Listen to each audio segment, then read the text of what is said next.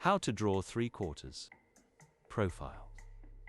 Anyway, this is really badly explained, but first you start off with a circle, then you add your, what's it called, guidelines, more guidelines. More for like the face outline. These are like never, like sentenced. You can always change them. I chose to go with more like short face, and then I added the neck, more slender because I was drawing a woman.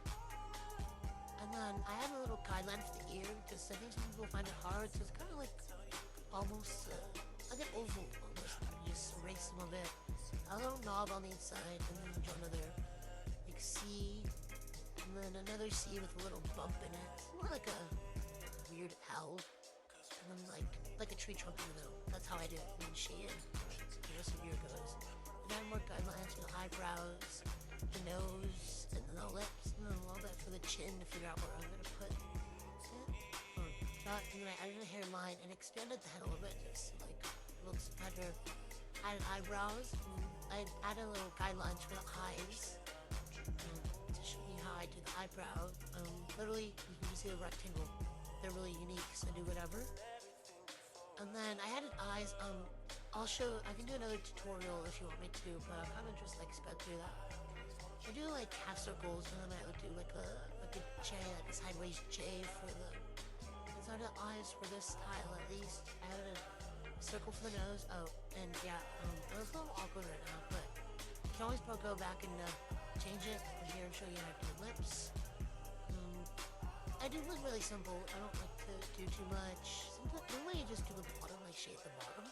But this time I look better with the bottom shaded. And then that's how I did that. And then I shaped it up a little bit. I don't know why it was orange, but I shaped it up a little bit. And there you go. There's that for your fours. How to draw hair. Anyway, let's wait for this intro. Okay, first, you start off with your hairline guidelines. This is where I have mine. And then I figure out where or how much volume I want to have on the hair.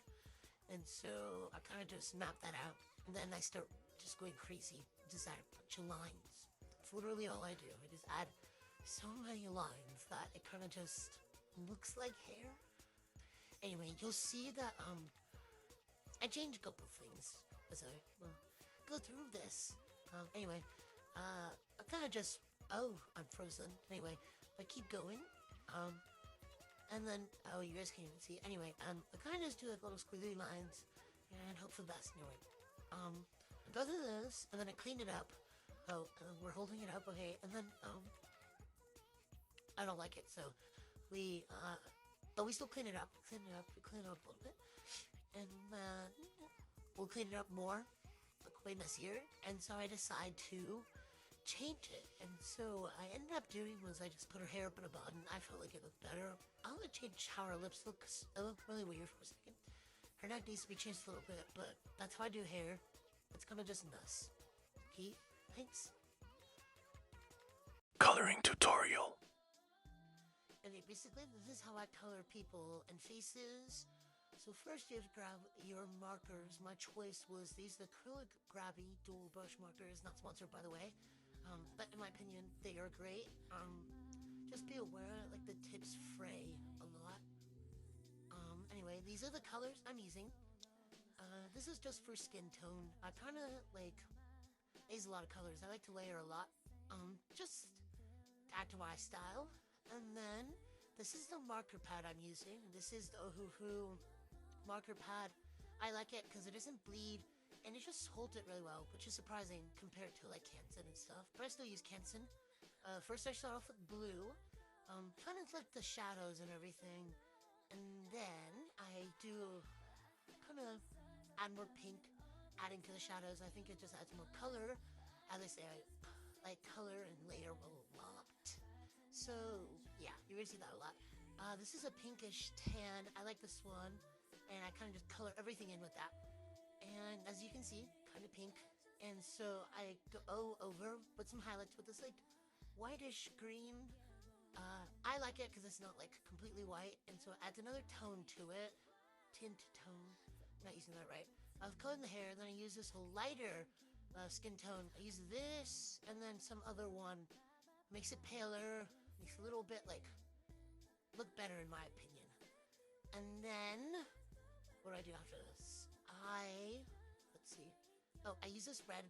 I love this one. It kind of like it makes the skin tone look more skin tone. It looks rough. I'm gonna be so real right now. It looks really rough, but kind of just do like under the eyes, around the eyes, and then the lips and a little bit of the nose, just to give it a more peachy tone. And then here's the marker I use for the hair. This set, the Gravity set, doesn't really have that much on browns. So, I use a light one. I could have left it with this, but I really wanted to add more dimension. And so I added the darker one on top. Yeah.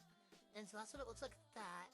Looks a little bit better. In my opinion, it makes it look better, the darker tone. And then I go with this like grayish black. It's not as bold as like the black paint marker that they have. I like that since it doesn't like completely like make it so bold and like takes away from the colors. So that's what I do to outline. And I just outline everything. In my opinion, I like it better because it's more my style. Of course, you can do it with a different color. I see people do that all the time. Color the shirt yellow. And I decided to do a purple background because I feel like pretty sure that's like their complement color or something like that. Contrasting colors. I can't remember. But that's what it looked like. Yeah, that's how I color. Thanks. Bye-bye.